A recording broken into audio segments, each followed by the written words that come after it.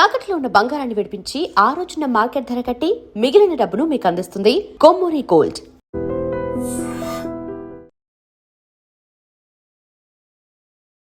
నమస్కారం, మీరు చూస్తుంది ఐ డ్రీమ్. నేను మీ కీర్తి. నాతో పాటు ప్రముఖ ఆస్ట్రాలజర్ బ్రహ్మశ్రీ నందిబట్ల శ్రీహరి శర్మ గురుగారు ఉన్నారు. నమస్తే గురుగారు.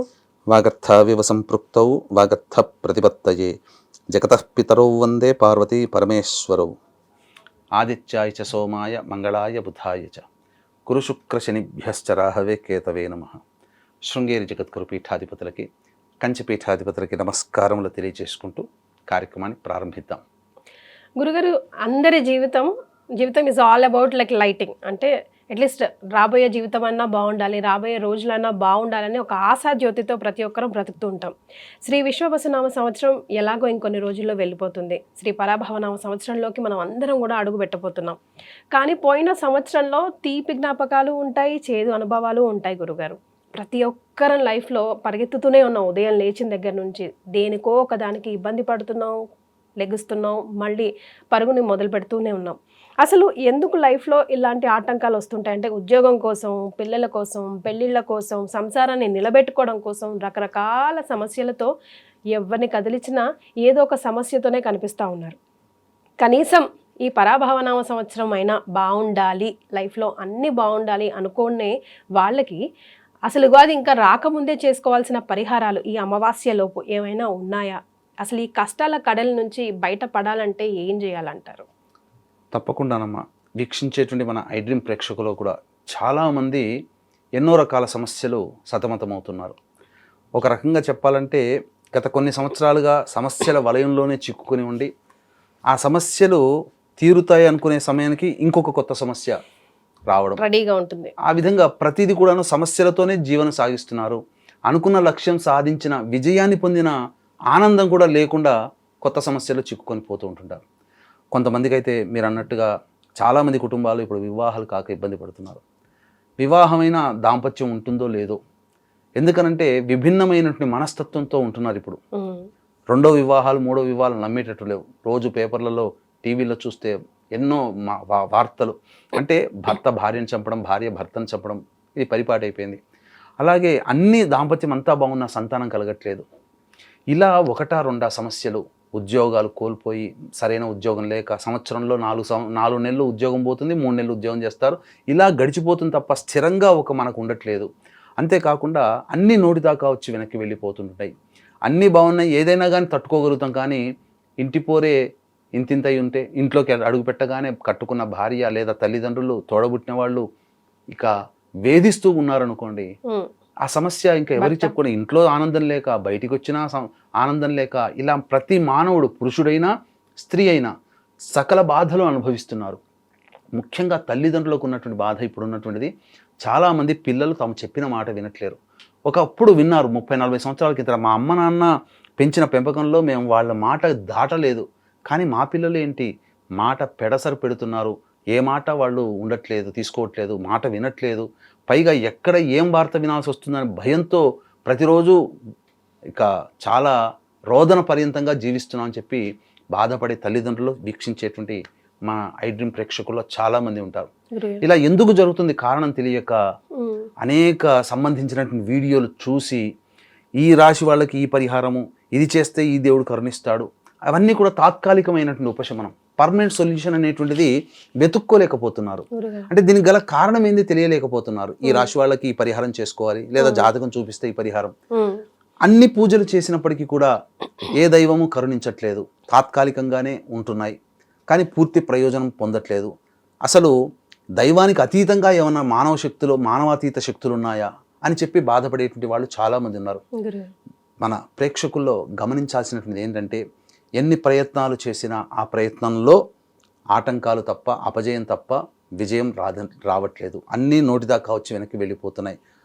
వ్యాపారమైన, ఉద్యోగమైన, వృత్తిలో అయినా ఫెయిల్యూర్స్ అవుతుండడం, అలాగే ప్రధానంగా ఈ సంబంధించిన పెళ్ళిళ్ళు కాకపోవడం, వీటన్నిటికీ కారణం సంతానం కలగకపోవడం. వీటన్నిటికీ కారణం ఏంటంటే, కుటుంబంలో ఒక వ్యక్తి జాతకం కాదమ్మా, కుటుంబ సభ్యుల యొక్క జాతకాలలో పంచశాప ప్రభావాలు అనేటువంటివి ఉండడం వల్ల ఈ రకమైనటువంటి ఇబ్బందులు మానవులు ఎదుర్కొంటున్నారు. పంచశాపాలంటే గురుగారు? పంచశాపములు అంటే ముఖ్యంగా స్త్రీ శాపము, గురుశాపము, దైవశాపము, పితృశాపము, సర్పశాపము. ఈ 5 శాప ప్రభావాలు ఏ మానవుడి జాతకంలోనైతే ఉంటాయో, ఆ మానవుడు ఏ కుటుంబంలోనైతే జన్మిస్తాడో ఆ కుటుంబం మొత్తం కూడా ఇది కుటుంబానికి సంబంధించింది. కాబట్టి ఈ సందర్భంగా సమస్యలు అనేటువంటి కుటుంబ వ్యక్తులు ఎదుర్కొంటుంటారు. దీనివల్ల ఎటువంటి సమస్యలు వస్తుంటాయంటే, కుటుంబ సభ్యుల మధ్య అవగాహన ఉండదు, ఎవరికి వారే ఏమన్నా తెలియదు, ఎవరి డెసిషన్ వాళ్ళదే. కుటుంబంలో భార్యాభర్తలు ఉంటారు కానీ ఎవరి లైఫ్ వాళ్ళది.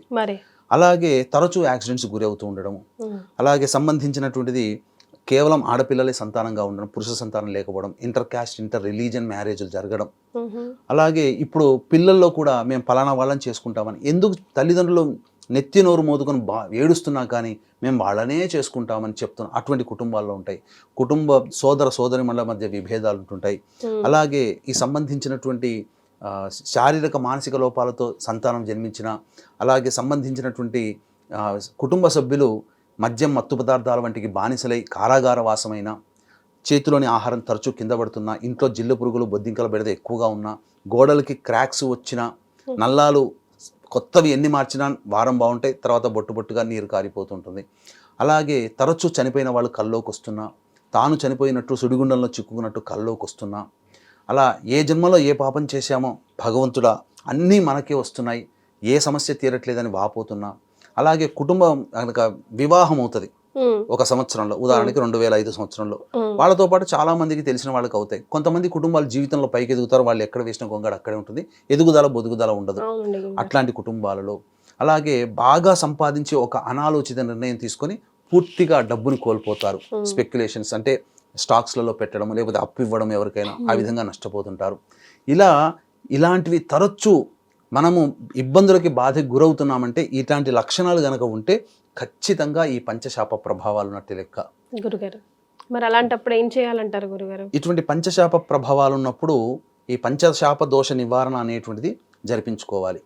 అంటే ఎలాంటి స్థితిగతులు ఉంటే ఈ పంచశాపాలు వస్తాయి అని అంటే, తండ్రి వైపు 6 తరాలు, లేదా తండ్రి లేదా భర్త వైపు 6 తరాలు, తల్లి లేదా భార్య వైపు 3 తరాలలో దుర్మరణాలు కనుక ఉంటాయి. అంటే road accident, fire accident, suicide attempt, నదిలో బావిలో పడి చనిపోవడం, ఇంట్లోంచి వెళ్ళిపోవడం, లివర్ ఫెయిల్యూర్, కిడ్నీ ఫెయిల్యూర్, క్యాన్సర్తో చనిపోవడం, 60 సంవత్సరాల లోపల ఏ రోగంతోనైనా ఎలాగైనా చనిపోయినా, బ్రహ్మచారి కన్యగా చనిపోయినా, స్త్రీ హత్య, గోహత్య, బ్రాహ్మణ హత్య, అలాగే కరోనాలో చనిపోయినా, కాలసర్పదోషంలో జన్మించిన, పిల్లిని చంపినా, అలాగే కుటుంబ సభ్యులకి పిండ ప్రదానాలు చేయకపోయినా, దేశంలో ఎక్కడికో వెళ్ళిపోతారు, ఇంట్లోంచి వెళ్ళిపోతారు విడిచిపెట్టి, బతికున్నారో లేదో తెలియదు, అలా అనాథగా ఎవరైనా చనిపోయినా, ఇలాంటివన్నీ కూడా ఉన్నప్పుడు కుటుంబంలో ఈ పంచశాప ప్రభావాలు ఉంటున్నాయి. కాకపోతే ఈ సంబంధించిన ఈ పంచశాప ప్రభావాల నుంచి, అంటే నా వ్యక్తిగతమైనటువంటి ఈ సంబంధించినటువంటి జ్యోతిష్య జీవితం 2009 నుంచి ప్రారంభమైందమ్మా. అనేక మంది అపాయింట్మెంట్స్ తీసుకొని వచ్చినప్పుడు వాళ్ళకి సంబంధించినటువంటి పరిహారాలు చేయించినప్పుడు నిజాయితీగా కొంతమంది సక్సెస్ అయ్యారు, కొంతమంది తక్కువ మంది మాత్రం ఎందుకు సక్సెస్ కాలేకపోయారు. దీన్ని అనేక రకాలుగా పరిశోధనలు చేసినప్పుడు ఈ పంచశాపాలు ఉన్నప్పుడు ఈ యొక్క సంబంధించిన సక్సెస్ రేటు, ఎన్ని పూజలు చేసినా, ఎంత దానాలు చేసినా, ఎంత పుణ్యం చేసినా రాదు. కాబట్టి సక్సెస్ సాధించాలంటే ఈ పంచశాపాలు నివృత్తి కావాలని చెప్పి అప్పటి నుంచి కూడా 2013 సంవత్సరం నుంచి ప్రతి నెల మన పీఠమాధ్వర్యంలో దగ్గరుండి కార్యక్రమాలు చేయించడం జరుగుతుంది. అలాగే ఈ పంచశాప నివృత్తికి సంబంధించి ప్రేత చతుర్దశి, పాల్గొన మాసం చతుర్దశి, మంగళవారం 17వ తారీఖు అయింది, అది ప్రేత చతుర్దశి అని అంటారు. తర్వాత వచ్చేది అమావాస్య. కాబట్టి ఈ 2 రోజుల్లో కూడా మన పీఠమాధ్వర్యంలో ఈ పంచశాప నివృత్తి పూజలు, హోమాలు అనేటువంటి జరిపించడం జరుగుతుంది. అవకాశం ఉన్నటువంటి వాళ్ళు, ఈ యొక్క సమయం కూడా తక్కువగా ఉంది కాబట్టి వీడియో చూడగానే స్పందించదలిస్తే స్క్రీన్పై కనిపిస్తున్న నెంబర్కి కాంటాక్ట్ చేసి పూర్తి వివరాలు తెలుసుకొని ఆ కార్యక్రమంలో స్వయంగానైనా పాల్గొనవచ్చు. ప్రధానంగా సమయం తక్కువ ఉంది కాబట్టి, ఇంత సడన్గా రాలేరు కాబట్టి బ్రాహ్మణుని కర్తగా పెట్టి చేయించడం జరుగుతుంది. కాకపోతే ఇక్కడ ప్రధానంగా వస్తున్నట్టు నష్టం ఏంటంటే, చాలా మంది ప్రేక్షకులు ఎవరైతే వీక్షిస్తున్నారో ఈ విషయం అంతా తెలుసుకొని సంబంధించి గూగుల్లో వెతుక్కొని ఎక్కడ చేస్తున్నారని చెప్పి పోతారు. మనకు మాట్లాడేవాడు, ఫోన్ రిసీవ్ చేసుకునేవాడు ఒకళ్ళు అవుతారు, పూజల గురించి డీటెయిల్స్ చెప్పేవాళ్ళు ఒకళ్ళు అవుతారు, తీసుకుపోయి అక్కడ అరేంజ్మెంట్స్ చేసేవాళ్ళు ఒకళ్ళు అవుతారు, పూజ చేయించేవాళ్ళు ఒకళ్ళు అవుతారు. అల్టిమేట్గా 4th పర్సన్కి వీళ్ళకి ఏమి సంబంధం తెలియదు. రాగానే మీరు పూజ బుక్ చేసుకున్నారా, కూర్చోండి అని చెప్పి వాళ్ళకి టార్గెట్ బేస్డ్ ఉంటుంది. ఈ రోజుకి ఇన్ని పూజలు చేస్తే ఇంత అమౌంట్ వస్తుంది, మాట్లాడుకున్న వ్యక్తి ఇంత ఇస్తారని. కాబట్టి వాళ్ళ టార్గెట్గా తూతూ మంత్రంగా పురాణోక్తంగా చేస్తారు. యజ్ఞోపవీతం ఉన్నటువంటి కుటుంబాలకేమో అమ్మ వీళ్ళకి శాస్త్రం తెలిసేమని జాగ్రత్తగా చేస్తారు. యజ్ఞోపవీతం లేదు, వీళ్ళకి పురాణోక్తంగా చేసినా సరిపోతుంది, ఎలా చేసినా సరిపోతుంది అనుకుంటే ఆ విధంగా చేసి మామ అనిపించేసి, అందుకనే దగ్గరుండి ప్రతి నెల మన పీఠమాధ్వర్యంలో చేస్తున్నాం. ఈ ఏప్రిల్ 17వ తారీఖు నాడు ప్రేత చతుర్దశి, 18 అమావాస్య, ఈ 2 రోజుల్లో ఎప్పుడైనా కానీ 2 రోజులు జరుగుతాయి, కానీ ఏ రోజుకు వాళ్ళకే జరుగుతాయి. అదే ఏ రోజు రిజిస్టర్ చేసుకుంటే ఆ రోజు వాళ్ళకే జరుగుతాయి. కాబట్టి మళ్ళీ ఇంత తొందరగా మేము చేసుకోలేకపోతున్నాం అంటే మళ్ళీ వచ్చే నెల ఏప్రిల్ 17న కూడా అమావాస్య ఉంది, అవకాశం ఉంటుంది. కానీ ఈ ప్రేత చతుర్దశి 17వ తారీఖు అమావాస్య, ప్రేత అమావాస్య 18వ తారీఖు ఎందుకు చెప్పబడిందనంటే, ఇక్కడ ప్రధానంగా శివాలయంలో ఎవరైతే పితృదేవతల ఆరాధన చేస్తారో అటువంటి ఏ వ్యక్తుల కోసమైతే చేస్తారో ఆ యొక్క ప్రేతలు పిశాచ రూపాన్ని తొలగించుకొని తదనంతరం ఉన్నత లోకాలకి పొందుతుంది. ఇవన్నీ కూడా ఈ పంచశాప ప్రభావాలు అనేటువంటివి ప్రధానంగా మనం గమనించుకుంటే ఎందుకు చెయ్యాలి అనంటే, ఈ యొక్క దుర్మరణం పాలైన వ్యక్తి యొక్క ఆత్మ ఏదైతే ఉంటుందో మోక్షాన్ని పొంది తిరిగి మళ్ళీ జన్మెత్తాలి. ఈ మోక్షాన్ని పొందకుండా పిశాచ రూపం ఎత్తాల్సి వస్తుంది. పిశాచ రూపం ఎలా ఉంటుందంటే అధోముఖంగా, మనం కాళ్ళు భూమి మీద పెట్టి తలకాయ పై ఉంటుంది. కానీ పిశాచ రూపం పొందిన వాళ్ళకి ఏంటంటే తలకాయ కిందుగా ఉండి కాళ్ళు పైకి ఉంటాయి. ఇది చాలా బాధాకరమైనటువంటి పరిస్థితి. ఒక అమ్మాయి డెలివరీ అయితే ఎంత బాధపడుతుందో దానికి 1000 రెట్ల బాధని ఈ పిశాచ రూపాన్ని పొందిన ఆత్మ అనుభవిస్తుంది. కాబట్టి అంత నరకయాతన నుంచి తొలగించాలంటే ఆ వంశంలోని వారసులే చెయ్యాలి. కాబట్టి వాళ్ళకి కష్టాలు కలగచేస్తూ కొన్ని ఇండికేషన్స్ అనేటివి కష్టాల రూపంలో తెలియజేస్తుంది. ఎందుకంటే కలియుగంలో మానవులకి పితృదేవతలకి సంబంధం లేదు. ద్వాపరయుగంలో భీష్ముడు పిండ ప్రదానం చేస్తున్నా, పితృకార్యం చేస్తున్నా తండ్రి శంతనుడు కనిపించాడు. కానీ కలియుగంలో అటువంటి శక్తి లేదు. కాబట్టి నాకు చెయ్యాలి అని అంటే మనకు కొన్ని కష్టాలని క్రియేట్ చేస్తే ఎందుకు వస్తున్నాయి, నిజాయితీగా కష్టపడ్డా మనం ఫలితం ఎందుకు దక్కట్లేదు, ఎందుకు మన చుట్టుపక్కల మామూలు వాళ్ళకి మంచి మంచి ఉద్యోగాలు వస్తున్నాయి, మామూలు వాళ్ళకి మంచి పెళ్ళిళ్ళు అవుతున్నాయి, మన అబ్బాయి అమ్మాయి చాలా అందంగా ఉంటారు, డబ్బు సంపాదిస్తున్నారు, ఏమైపోయింది అని చెప్పి జాతకాల దగ్గరికి వచ్చినప్పుడు మంచి పండితులు చూసి ఈ విధంగా దోషం ఉందని చెప్పి పరిహారం చేయిస్తే అప్పుడు ఆ దోషం తొలగిపోతుంది. తద్వారా ఏం జరుగుతుందనంటే ఇది ఒక రకంగా అదృష్టం అని చెప్పవచ్చు. ఎందుకనంటే మీ జీవితంలో ఉన్నతమైనటువంటి స్థానాన్ని చేరుకోవడానికి కుటుంబంలో ఆ పితృదేవతల్ని మిమ్మల్ని ఎంచుకున్నారు కాబట్టే వాళ్ళకి సంబంధించినటువంటి పరిచర్యలు చేయమని. ఈ విధంగా చేసినటువంటి కార్యక్రమం వల్ల ఏం జరుగుతుందంటే ఆ పిశాచ రూపం పొందిన వ్యక్తికి మోక్ష ప్రాప్తి కలుగుతుంది. పోతూ పోతూ నాకింత నరకయాత నుంచి తప్పించిన వాళ్ళకి తప్పకుండా శుభం కలుగాక అని చెప్పి దీవిస్తుంది. అయితే వాళ్ళ జీవితంలో వాళ్ళ సంకల్పం నెరవేరడం కోసం తల్లిదండ్రులు కానీ ఆ వ్యక్తులు కానీ ఎన్నో పూజలు పరిహారాలు పాటిస్తారు. అసలు ఏ దేవుడు లేడు, ఆ పూజల పరిహారాలు ఫలించలేవని అనుకుంటారు. కానీ పూజా పరిహారాలు ఎక్కడికి పోవమ్మా, ఆ ఫలితం అంతా ఇంటి గుమ్మం దగ్గరే ఉంటుంది. ఎందుకంటే ఇంట్లో తిష్ట వేసిన ఈ యొక్క ప్రేత దోషం ఏదైతే ఉంటుందో ఆ ప్రేత దోషం తొలగిపోయిన తర్వాత అప్పటి వరకు మనం చేసిన పూజల ఫలితాన్ని మనం పొందుతాం. అందుకనే ఈ సంబంధించినటువంటి పంచశాప ప్రభావాల పూజలు జరిపిన తర్వాత చాలామంది కుటుంబాల్లో ముఖ్యంగా ఒక ప్రశాంతత వస్తుంది. టెన్షన్ లైఫ్ నుంచి లీడ్ అయిపోతుంది. అనుకున్న పనులు మెల్లమెల్లగా ఒక్కొక్కటి జరుగుతూ ఉంటుంటాయి. ఇది ఈ పంచశాప ప్రభావం అనుకుంటారు. ఈ పంచశాప ప్రభావంలో దోషం మాత్రమే పోతుంది. కానీ మనం చేసినటువంటి పూజా ఫలితం అప్పటి వరకు ఏదైతే ఉంటుందో ఆ పుణ్య ఫలితం అంతా మనం రావడం మొదలు పెడుతుంది. ఇది దీంట్లో ఉన్నటువంటి సిస్టమ్ జరిగేటువంటి పద్ధతి అమ్మా. కాబట్టి అవకాశం ఉన్నప్పుడు ఖచ్చితంగా ఈ పరాభవనామ సంవత్సరం ప్రారంభం కాకముందే ఈ యొక్క నివృత్తి కనుక చేసుకుంటే మంచిది. నా దగ్గరే చేసుకోవాలనేటువంటి నియమం లేదు, ఎక్కడైనా చేసుకోవచ్చు. కాకపోతే మన దగ్గర సశాస్త్రీయంగా చేయించడం జరుగుతుంది. రాలేని వాళ్ళ కోసం బ్రాహ్మణుని కర్తగా పెట్టి చేయించడం జరుగుతుంది. వీడియోలు కూడా పంపించడం జరుగుతుందని చెప్పవచ్చు. గురుగారు 18వ తారీఖు అమావాస్య వస్తుంది కాబట్టి మరి ఇప్పుడు ఉగాది ఏ రోజు జరుపుకోవాలి, 19, 20 అన్న కన్ఫ్యూజన్ ఉంది గురుగారు. అదొకసారి దయచేసి క్లియర్ చేస్తారా? తప్పకుండానమ్మా. వీక్షించేటువంటి ఐ డ్రీమ్ ప్రేక్షకులకి ముందుగా నూతన సంవత్సర పరాభవ యుగాది శుభాకాంక్షలు. మీకు మీ యాజమాన్యానికి కూడా ధన్యవాదాలు గురుగారు. మీకు కూడాను. మనకు ఎప్పుడూ లేనటువంటిది ఎప్పుడు కూడా పండుగల విషయంలోనే మనకు కాస్త ఈ మధ్య కాలంలో ఎక్కువగా అంటే దీపావళి, జన్మాష్టమి, అలాగే శ్రీరామనవమి, ఇలా కొన్ని సందర్భాలుగా ఏ సమయాలు కాస్త క్యాల్కులేషన్స్లో ఉంటుంది. ఈసారి కూడా ఉగాది పరాభవనామ సంవత్సరంగా ఉగాది మనకు ఎప్పుడు జరుపుకోవాలి? ఎందుకనంటే చాలామంది వీక్షించేటువంటి ఐ డ్రీమ్ ప్రేక్షకులు కూడా ఉన్నటువంటి ఒక ఆలోచన ఏంటంటే సూర్యోదయానికి ఏ తిథి ఉంటే ఆ తిథికి మనం ఫిక్స్ అయిపోతాం. కాబట్టి 18వ తారీఖు రోజున ఉదయం 8 గంటల తర్వాత అమావాస్య వస్తుంది. 19వ తారీఖు ఉదయం 6:52 వరకు ఈ యొక్క అమావాస్య ఉంది. అంటే సూర్యోదయానికే అమావాస్య ఉంది. అయితే మనకు అమావాస్య సందర్భంగా మనకు తెల్లవారి మళ్ళీ మనకు సూర్యోదయానికి ఉందా పాడ్యమి అని అంటే లేదు. కాబట్టి ఈ యొక్క 19వ తారీఖు రోజునే మనం ఉగాది అనేటువంటిది జరుపుకోవాలి. ముఖ్యంగా అమావాస్య ఎప్పుడు కూడా మధ్యాహ్నం వరకు వ్యాప్తమై ఉన్నప్పుడే ఆ తిథిని అమావాస్య తిథిగా మనం పరిగణించాలి. కొన్ని తిథులు పూర్తిగా పగలు వ్యాప్తంగా ఉండాలి, కొన్ని తిథులు ప్రదోషకాలానికి ఉండాలి. ఇప్పుడు ఉదాహరణకి చవితి తిథి సాయంకాల ప్రదోషకాలం ఉన్నప్పుడే సంకష్టహరి చతుర్థి చేసుకోవాలి, ఉదయం పూట తృతీయ ఉన్న. అలాగే శివరాత్రికి సంబంధించి కూడా రాత్రి సమయంలో ఎక్కువ శాతం చతుర్దశి ఉంటేనే మహాశివరాత్రి కానీ మాస శివరాత్రి కానీ మనం చెప్పుకుంటామమ్మా.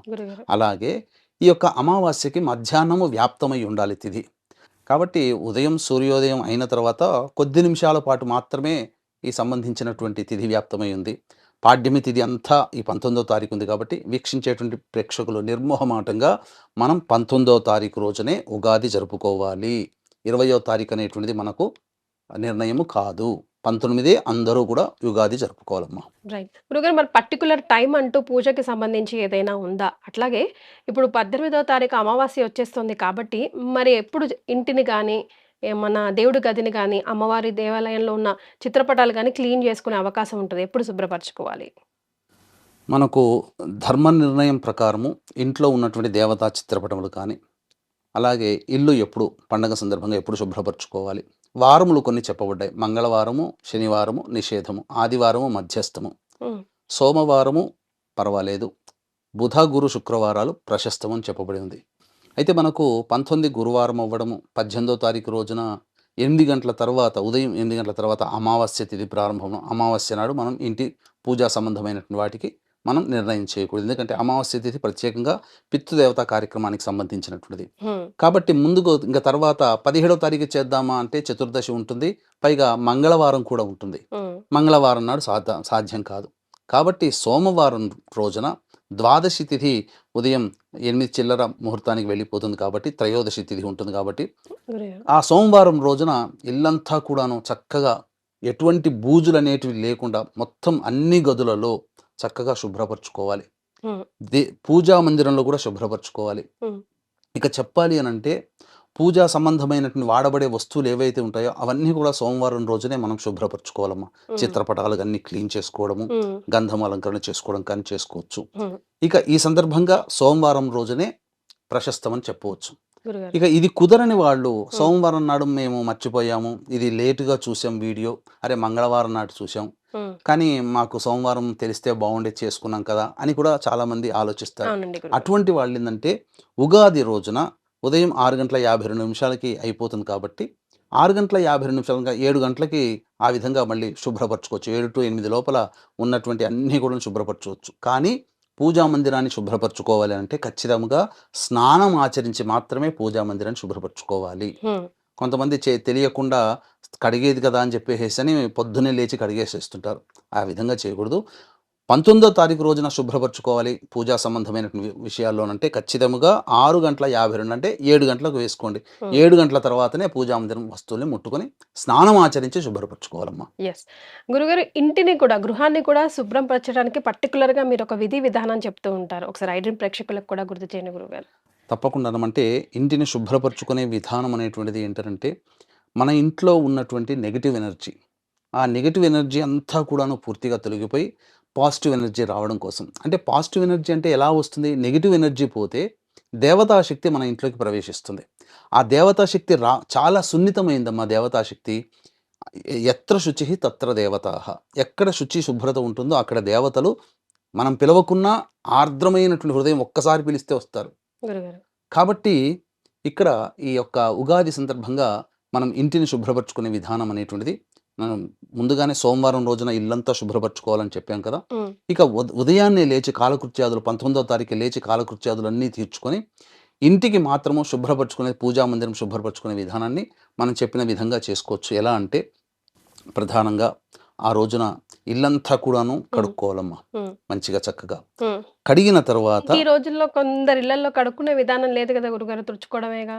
ఇప్పుడున్నటువంటి విధానం తుడుచుకోవచ్చు. పూర్వకాలంలో అంటే అన్నీ ప్రతి గడప గడపకి రంధ్రాలు ఉండేటివి కాబట్టి ఆ మరి విధంగా చేసుకునేవాళ్ళు. ఉమ్, కడుక్కొని తర్వాతనే చేసుకోవచ్చు. లేదా శుభ్రమైన కొత్త మంచి వస్తువుతో ఇల్లంతా కూడాను శుభ్రపరచుకోవాలి. ఫస్ట్ మంచినీటితో వేసుకొని, తదనంతరం మనం ఏదైతే మళ్ళీ రెండవసారి మాఫ్ అనేది పెడతాం కదా, ఉమ్, ఆ సమయంలో ఒక వస్త్రాన్ని తీసుకొని అందులో ముఖ్యంగా ఒక మంచి నీటిలో, ఉమ్, ఆ నీటిలో పసుపు, గళ్ళ ఉప్పు, ఉమ్, అలాగే ఈ సంబంధించినటువంటి యాలకులు, ఉమ్, కుంకుమ పువ్వు, ఉమ్, పచ్చకర్పూరము, ఇవన్నీ కూడా వేసి గో అర్కము అంటే ఆవు పంచకం, అలాగే గంగా నీళ్ళు వీలైతే అవన్నీ వేసి చక్కగా కలియబెట్టి, తదనంతరం ఇల్లంతా కూడా శుభ్రపరచుకోవాలి. బట్టతో మంచిగా పూర్తిగా శ్రమతోనైనా పర్వాలేదు చక్కగా చూసుకోవాలి. అలాగే పూజా మందిరం అంతా కూడా శుభ్రపరచుకోవాలి. గురుగారు. తదనంతరం ఏం చేయాలి, ఉగాది రోజున కూడా ఇదే నీటితో మనం శుభ్రపరచుకోవాలి. ఇట్లాగే. తదనంతరం ఏందనంటే మనకు పూజా స్టోర్లో మైషాచి, ఉమ్, గుగ్గిలము, సాంబ్రాణి ఈ ఉమ్, 3 దొరుకుతాయమ్మ. ఉమ్, తలా 50 గ్రాములు తెచ్చుకున్న, తలా 20 గ్రాములు తెచ్చుకున్న, అవన్నీ వేసి ఒకదాని తర్వాత ఒకటి లేదా అన్ని కలిపైనా కానీ మనం ధూపం వేయవచ్చు. ఉమ్, ఈ ధూపం గనుక వేస్తే ఏమవుతుందనంటే మొత్తం ఇంట్లో ఉన్నటువంటి నెగిటివ్ ఎనర్జీ అంతా పోతుంది.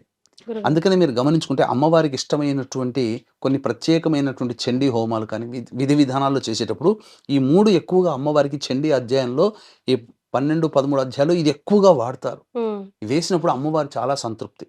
ఉమ్, కాబట్టి ఇలా ఇల్లంతా కూడాను దేవతాశక్తి నిలయం అవుతుంది. ప్రశాంతంగా. తద్వారా అప్పుడు మనం చేసుకునే పూజ కానీ అన్నీ కూడా మనకు ఉపయోగపడతాయి. ఈ లోపల ఉన్నటువంటి ఆ పూజా వస్తువులు, మనకు దీపపు కుందులు కానీ, గంట, హారతి ఇచ్చేది, దేవతా చిత్రపటాలని పెట్టేటువంటి దేవతా ప్రతిమలు పెట్టే ప్లేట్లు కానీ, ఇలా ఏవైనా కానీ అన్ని విధంగా ఆ విధంగా మనం శుభ్రపరచుకోవచ్చమ్మా. ఉమ్. గురుగారు, అంటే ఇటు ఇరు తెలుగు రాష్ట్రాల్లో అటు డిఫరెంట్గా చేస్తూ ఉంటారు. ఉగాది పచ్చడికి సంబంధించి కానీ విధి విధానంలో కూడా డిఫరెంట్గా ఉంటుంది. పర్టికులర్గా ఉగాది రోజు మనం ఇది చేయాలి, ఇలా చేయాలి అంటే పంచాంగ శ్రవణం వింటూ ఉంటాం కదా గురుగారు, అట్లా కాకుండా ఏదైనా ఉందా? లేదంటే ఎవరి ఆచరణ ఎవరి ఫ్యామిలీ రైచువల్ వాళ్ళు ఫాలో అవ్వాలా? ఇక్కడ ఉగాది రోజున ఎటువంటి విధి విధానాలు పాటించాలో తెలియజేస్తానమ్మా. వీక్షించేటువంటి ప్రేక్షకులు కూడా గమనించాల్సినటువంటిది ఈ యొక్క సంబంధించినటువంటి చైత్ర పౌర్ణమి, అలాగే ఈ అన్ని అత్యంత శుభ ఫలితాలను ఇచ్చేటువంటి నక్షత్రాల్లో ఒకటైనటువంటి హస్త నక్షత్రం. అటువంటి హస్త నక్షత్రం ఉన్నటువంటి రోజున ఈ సంవత్సరం అంతా కూడా నవగ్రహాల యొక్క ఏ వ్యక్తికైనా నవగ్రహాల యొక్క అనుగ్రహం ఉంటేనే అన్ని రకాలుగా మంచి సౌభాగ్యము, అన్ని రకాలుగా కోరికలు నెరవేరుతాయి, రెజల్యూషన్స్ అన్నీ కూడా తీర్చుకోగలుగుతారు. కాబట్టి ఈ మంచి జరగాలన్నా చెడు జరగాలన్నా, మంచి పెరిగి చెడు తగ్గాలన్నా నవగ్రహాల యొక్క అనుగ్రహం కావాలి. ఇట్టి నవగ్రహాల యొక్క అనుగ్రహం కోసం మన పీఠం ఆధ్వర్యంలో సాయంకాలం 6 గంటలకి సర్వదోష నివారణ పూజల హోమాలలో భాగంగా నవగ్రహ పాశుపత హోమం, ఆరోగ్యం కోసం మృత్యుంజయ హోమం, అలాగే సర్వకార్య జయసిద్ధికి సుదర్శన హోమము, అలాగే రుద్ర హోమము, మరియు ఉద్యోగ ప్రాప్తి, వివాహ ప్రాప్తి, దాంపత్య అనుకూలత, ఆర్థికాభివృద్ధి, వ్యాపారాభివృద్ధి కోసం లక్ష్మీ మూలమంత్ర సంపుటిత లక్ష్మీ సూక్త హోమాన్ని జరిపించి శక్తిపాతం చేసినటువంటి కరుంగలి మాల ఇవ్వడం జరుగుతుంది. అవకాశం ఉన్నటువంటి వాళ్ళు ఏప్రిల్ 1వ తారీఖు మధ్యాహ్నం 3 గంటల లోపల ఈ కార్యక్రమంలో మీ గోత్రనామాలు నమోదు చేసుకోవచ్చు. ఇక ఈ సంబంధించినటువంటి ఉగాది రోజున తప్పకుండా చేయాల్సినటువంటిది గురుగారు. మనిషి అన్నటువంటి, ఎందుకంటే సంవత్సరం ప్రారంభమవుతుంది. ఈ సంవత్సరం అంతా కూడా దేవతానుగ్రహం ప్రతి వ్యక్తికి కలగాలి. అట్లాగే మనం గనక చూసుకున్నట్లయితే గోచార రీత్యా గురువు ప్రతి రాశికి కూడాను యోగాన్ని ఇచ్చే సందర్భాలు ఉన్నాయి. కాబట్టి అదృష్టం అనేటువంటిది 12 రాశుల వారికి ఈ సంవత్సరం చాలా చక్కగానే ఉంటుంది. ఉమ్, కాబట్టి ఇక్కడ మనం చేయాల్సినటువంటిది పుణ్యం కొద్దీ పురుషుడు, దానం కొద్దీ బిడ్డ అంటారు కదమ్మా. అవునండి. మనము ఏ జన్మలలో మనం కష్టాలు పాపం చేశామో ఈ జన్మల్లో కష్టాలు పడుతున్నాం. మళ్ళీ ఈ జన్మల్లో కష్టాలు పడుతున్నప్పుడు భగవంతుడు చూస్తాడు. ఇక్కడ ఆ సంబంధించినటువంటి ఆ వ్యక్తి యొక్క పుణ్యరాశి ఏమన్నా ఉందా? పుణ్యరాశి ఉన్నప్పుడు ఆ కష్టాల యొక్క సాంద్రత తగ్గుతుంది, అంటే ఎక్కువ కష్టపడడం తగ్గుతుంది. కాబట్టి పుణ్యం పెంచుకునే ప్రయత్నం చేయాలి. ఉగాది రోజున ముఖ్యంగా బీదలకి అన్నదానం కానీ, వస్త్రదానము కానీ, ఎవరికైనా ఆపన్న హస్తులు ఎవరికైనా కానీ ఈ సంబంధించినటువంటిది దానాది కార్యక్రమాలు చేయాలి. కడుపు నిండా అన్నం పెట్టండి. 10 మందికి పిలిచి, ఎవరైనా రోడ్డు మీద ఉంటారు అన్నార్థులు, గురుగారు. దేవాలయాల దగ్గర ఉంటారు, ప్రార్థనా మందిరాల దగ్గర ఉంటారు, వాళ్ళకి జాతి, కుల, మత విచక్షణ అనేది లేకుండా అందరికీ అన్నదానం చేయండి. శక్తి కొలది, మరి ఇంతే చేయాలని ఏమీ లేదు. ఆ విధంగా మంచి చేయడం అనేటువంటిది. తర్వాత ముఖ్యంగా ఈ ఉగాది రోజున అవకాశం ఉంటే సాయంకాలానికి సినిమాలకి వాటికి వీటికి ఇట్లా వెళ్ళకుండా వృద్ధాశ్రమాలకు వెళ్ళి ఆ వృద్ధులను పలకరించిరండి. వాళ్ళకి మీ చేతనైనంత పండ్లు, తినే పదార్థాలు ఇచ్చిరండి. ఉమ్, తప్పకుండా గురువు చాలా అనుకూలిస్తాడు. ముఖ్యంగా ఈ ఉగాది రోజున ఇంకా అవకాశం ఉంటే దేవతా ఆలయాన్ని సందర్శించాలి. ఉమ్, ఏదో జనవరి 1 వచ్చిందని చెప్పేసి మొత్తం క్యూలు కట్టుకుంటూ పోవడం కంటే కూడా అది వాళ్ళకి సంబంధించిన న్యూ ఇయర్. ఉమ్, కానీ మనకు సంబంధించినది కాబట్టి మన ఇష్టదేవత దేవాలయానికి వెళ్ళి చక్కగా ఆ దేవత అనుగ్రహాన్ని పొందే ప్రయత్నం, అందరి పేరు మీద కూర్చొని పిల్లా పాపలతో ఆ అర్చనాది కార్యక్రమాలు, దేవుని యొక్క అనుగ్రహాన్ని సంపాదించుకోవడం, అక్కడ కొద్దిసేపు గడిపి రావడం, ఒక పాజిటివ్ వైబ్ అనేది మన శరీరంలో వస్తుందమ్మ. అదంతా కూడా ఎందుకనంటే ఆ ఉగాది మనకు వసంత ఋతువులో మొదటి రోజు కాబట్టి ఉమ్, ఆ దేవతానుగ్రహం ప్రతీది ఉంటుంది. ముఖ్యంగా ఈ ఉగాది రోజున అమ్మవారి దేవాలయానికి లలిత కానీ, దుర్గా కానీ, రాజేశ్వరి అమ్మవారి కానీ ఖచ్చితంగా వెళ్ళి రావాలి. లేదా లక్ష్మీ అమ్మవారి దేవాలయానికైనా ఏ దేవాలయానికైనా అమ్మవారి దేవాలయానికి వెళ్ళి రావాలమ్మా. మరి ఎందుకంటే లలిత నవరాత్రులు ప్రారంభమవుతాయి. లలిత అంటే ఎవరే లేరు, మహాకాళి, మహాలక్ష్మి, మహాసరస్వతి, ముగ్గురమ్మల స్వరూపం. కాబట్టి ఆ యొక్క అమ్మవారి దేవాలయానికి వెళితే లలితా నవరాత్రులు ప్రారంభమవుతాయి. కాబట్టి మొట్టమొదటిగా అమ్మవారి అనుగ్రహం పొందామంటే ఇక మనకి ఈ సంవత్సరంలో సాధించదంటూ ఏది లేదమ్మా. రైట్. గురుగారు, తెలుగువారి సంవత్సరాది కాబట్టి ఆ రోజు ముఖ్యంగా ఇంట్లోకి తీసుకురావాల్సిన వస్తువులు, తీసుకురాకూడదు అస్సలు అన్న వస్తువులు ఏమైనా ఉన్నాయా? సంబంధించి చూసుకుంటే ఆ రోజున గురువారమ ఉదయం 9 to 10 శుక్రహోరం ఉంటుంది. ఉమ్, అయితే 9:37 వరకు దుర్ముహూర్తం ఉంది. ఉమ్, కాబట్టి 9:40 నుంచి 10 గంటల లోపల ఉమ్, వృషభ లగ్నం ఉంటుంది. లగ్నాధిపతి లాభంలో ఉంటాడు. రవి కూడా లాభంలో ఉంటాడు. ఈ రవి లగ్న ముహూర్తానికి రవి లాభంలో ఉంటే ఏకాదశార్క యోగము అని అంటారు. ఉమ్, కాబట్టి 9:40 నుంచి 10 గంటల మధ్యకాలంలో మనకు సాధ్యమైనంతగా లక్ష్మీప్రదమైనటువంటి వస్తువుల్ని మనం తెచ్చుకోవాలి. లక్ష్మీప్రదమైనటువంటి వస్తువుల్లో మొట్టమొదటిది అందరికీ ఆడవాళ్ళకి తెలిసిందే ఉప్పు, ఉప్పు, ఉమ్, తర్వాత గల్లుప్పు. చీపురు కట్ట, ఉమ్, గళ్ళుప్పు, చీపురు కట్ట, అలాగే దక్షిణావృత శంఖము, ఉమ్, దేవతా చిత్రపటం ఏదైనా కొనుక్కరావచ్చు ఆ సమయంలో. ఉమ్, ఎందుకనంటే శుక్రహోర ఉంటుంది. ఆ ముహూర్త సమయంలో ఏదైనా దేవతా చిత్రపటం కొనుక్కోండి, ఉమ్, మంచిది, చాలా మంచిది. గురుగారు. అలాగే దేవత సంబంధించినటువంటి దీపారాధన కుందులు కానీ ఇనుప వస్తువులు కాకుండా ఉమ్, ఇవి సంపాదించుకొని పెట్టుకోవచ్చు. ఉమ్, ఆ సంబంధించినటువంటి వస్తువులన్నీ తెచ్చుకొని మనం వాడడం కనుక మొదలుపెట్టిన పసుపు ముఖ్యంగా తీసుకోవాలి. ఓ, గల్లుప్పు, తర్వాత పసుపు. తర్వాత 11:24 వరకు కూడాను మనకేంటనంటే దుర్ముహూర్తం ఉంది ఉమ్, ఈ సంబంధించినటువంటిది. 9:37 వరకేమో మేషలగ్నం ఉంటుంది. ఉమ్, కాబట్టి ఆ తదనంతరం మనకు 11:12 లేదా 20 వరకు దుర్ముహూర్తం ఉంది. ఆ దుర్ముహూర్తం దాటిన తర్వాత మిథున లగ్నం వస్తుంది. 12:15 వరకు కూడా ఉంటుంది. ఆ 1 గంట సమయంలో కూడా ఈ చెప్పినటువంటి వస్తువుల్ని తీసుకురావచ్చమ్మా. రైట్. అస్సలు తీసుకురాకూడదు, రాకూడదు అన్న వస్తువులు కూడా ఏమైనా ఉన్నాయా గురుగారు?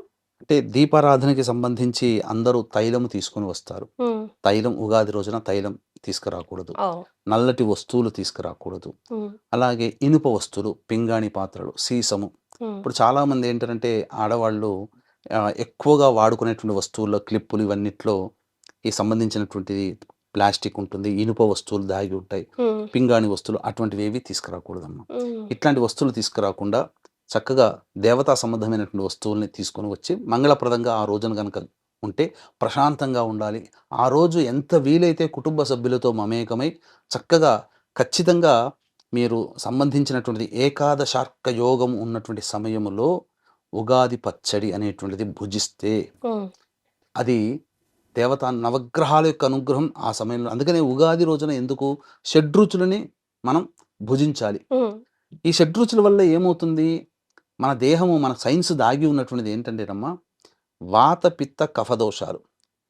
మనకు అనేక రోగాలు మనం కరెక్ట్గా ఈ 6 రుచుల్ని తీసుకోలేకపోవడం వల్లనే. ఏదైనా ఒక రుచిని ఇష్టపడ్డామనుకోండి, ఏమవుతుంది, మొత్తము తీపిని బాగా ఇష్టపడితే షుగర్ వస్తుంది, ఉమ్, కారాన్ని బాగా ఇష్టపడితే మొత్తం బీపీ. బీపీ అవన్నీ పెరుగుతాయి, నరాల వ్యవస్థ దెబ్బతింటుంది. అందుకని షడ్రుచుల్ని తింటే ఆరోగ్యంగా ఉంటాం. అందుకనే ఉగాది రోజున షడ్రుచుల సేవనం, ఉమ్, కుసుమనింబ భక్షణం అని చెప్పేసి పెట్టినటువంటి కారణం అది. కాబట్టి ఆ విధంగా మనం ఆ యొక్క 9:40 నుంచి 10 గంటల లోపల గనక ఉదయం. అంటే ఉదయం వీలైతేనే ఉమ్, ఇదే నియమంగా మనం చెప్పినట్టు ఆ సమయానికే స్నానం చేయండి అని అంటే 40 మందిని కోల్పోయాం. మరి అలా కాకుండా మనకు అవకాశం ఉంటే ఉదయం లోపల మనం 7 గంటల నుంచి మనం ప్రయత్నం చేస్తే ఇంట్లో ఉగాది పచ్చడి మనం ప్రిపేర్ చేసుకోవచ్చు. ఉమ్, దేవతా పూజ ఇంట్లో అంతా చేసుకొని చక్కగా ఆ సమయంలో 9:40 నుంచి 10 గంటల మధ్య కాలంలో శుక్రహోర ఉంటుంది. లగ్నానికి అష్టమ శుద్ధి ఉంటుంది. స్థిర లగ్నము. ఉహు, ఆ దేవదేవుణ్ణి స్మరించుకుంటూ ఆరోగ్యంగా ఉండాలని చెప్పి అందరూ గనక ఆ సమయంలో గనక తీసుకుంటే చాలా మంచిది. లేకపోతే 11:15 నుంచి 12 లోపల లగ్నంలో గురువు ఉంటాడు. అష్టమ శుద్ధి ఉంటుంది. అది కూడా చాలా మంచిదే. ఆ సమయంలోనైనా కానీ మిథున లగ్నంలోనైనా చేయొచ్చు. వరుసగా శుక్రహోర, బుధహోర, చంద్రహోర వరుసగా ఉండేటువంటి హోరలు మంచివే. కానీ 10 గంటల 9 నిమిషాల నుంచి 11 గంటల 12 నిమిషాల వరకు సమయం మంచిగా లేదు. దుర్ముహూర్తం ఉన్నటువంటి సమయం వర్జించాలి. ఓకే. రైట్ గురుగారు. చాలా సంతోషం అండి. అంటే ఉగాది ఎప్పుడు చేసుకోవాలి? ఇల్లుని, చిత్రపటాల్ని ఎప్పుడు మనం శుభ్రపరచుకోవాలి? అసలు ఏమి తీసుకురావాలి ఇంట్లోకి, తీసుకురాకూడదు. ఇదంతా పెద్ద కన్‌ఫ్యూజన్ ఉంటది ఎప్పటికి కూడా. అన్ని విషయాలకి సరైన సమాధానం తెలియజేశారు. తప్పకుండానమ్మా. ఈ విషయాన్ని చెప్పినటువంటి వీడియోని మళ్ళీ 1కి 2 సార్లు మళ్ళీ చూసుకొనైనా కానీ, ఆ సమయాలు మీరు చక్కగా పొందుపరుచుకొని, ఆ విధంగా మీరు చేసుకోండి. ఇంట్లో దేవతా శక్తి మీ ఇంట్లో ఉంటుంది. ఈ సంవత్సరమంతా నవగ్రహాల యొక్క అనుగ్రహం కావడం కోసం ఏప్రిల్ 1వ తారీఖు రోజున మన పీఠం ఆధ్వర్యంలో జరిగే సర్వదోష నివారణ పూజల హోమాల్లో అవకాశం ఉంటేనే నమోదు చేసుకోండి. తప్పకుండా మీకు మంచి జరుగుతుంది. సర్వం శ్రీ ఉమామహేశ్వర పరబ్రహ్మార్పణమస్తు. నమస్కారం గురుగారు.